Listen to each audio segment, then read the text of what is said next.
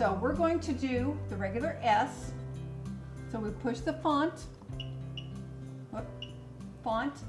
for that one, and then this is the F, so it's going to say butterfly, but we know it's the S. So on this one, we want to do the font shadow because we want to back it up. We want our letter to be a 4-inch. This one's at a 5, so we're going to roll this one down to a 4. Set. Okay, we're all set for here and here. This is a little thinner. I put this one a little thicker because we're going to back them up. All right, push and cut. Then push my S. Should say butterfly. They both say butterfly. Cut. See, this one will show that it's an S. This one doesn't. It only shows the butterfly. You got to rely on your book. So we're going to cut and cut. Let you watch that for a sec.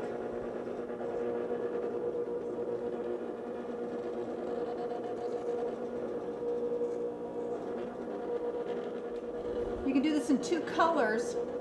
If you got 2 machines, you can do them simultaneously, and then you do the shadow effect for a background behind it.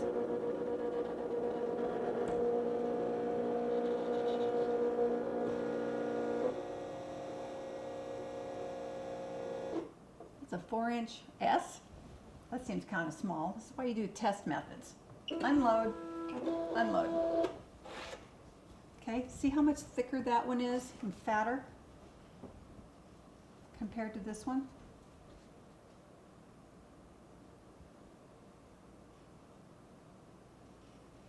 What we're going to do is take all this gum, we're going to cut this gum paste off. Since I've got this gum paste on here, we don't need to pull the whole thing off and roll it again. And close this up. We're just going to score and cut this off right there. Leave that excess gum paste on because we can use our arrows to reload this and do some more. Where's my pin? Pull this out. You see how I pulled it at an angle? I don't want to pull it straight up because it'll pull it off. Pull this off. At an angle. Rock it out when it's these inside cuts. There you go. Set that down. Now we can let this sit and dry a little bit, or use our blade to pick it up,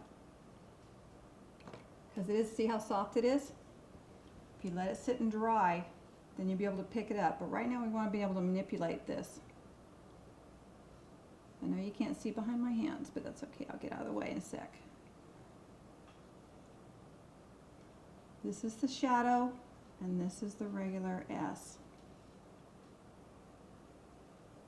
And because it's got the shortening behind it, it's going to stick to it.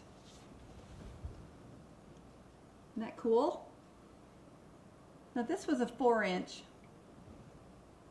S. Doesn't seem very 4-inch, does it?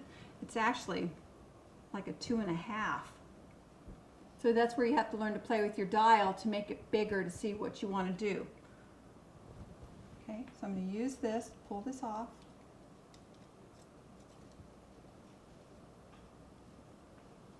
Set it right here. Let's reload this and make it a little bit bigger. Load the mat. Okay, it stops right back there, but our fondant's right here, so we're going to inch it forward, push it in. Okay, roll the dial up. Let's go to a 6.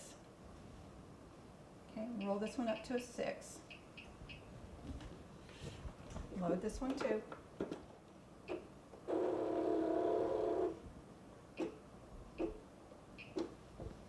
Okay, still font shadow on this one for the background. Let's push the butterfly for the S. Still font on that one, so it's going to be doing the same one. So we're going to push the butterfly for that one. Character won't fit, too big on this one, but yet it'll cut it on this one. Difference in the 2 machines.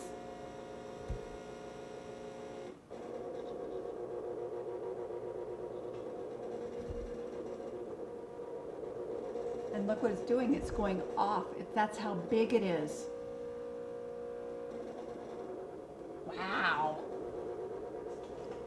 So there's an option here. We can let it continue cutting, or we can do stop. It'll lift up, and then you unload mat.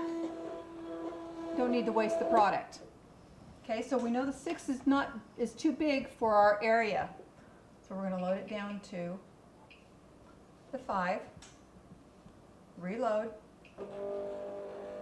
Bring it down here. Pop it in. Bring this one down to a 5. See what happens. Butterfly. Butterfly. Cut. Cut. That'll fit.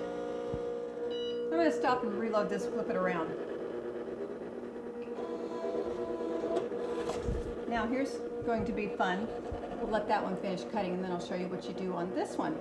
We've rotated the mat. Okay? We were cutting on this side. We don't want to take the fondant off. We want to rotate the mat around to put it up top and still utilize this end. Okay?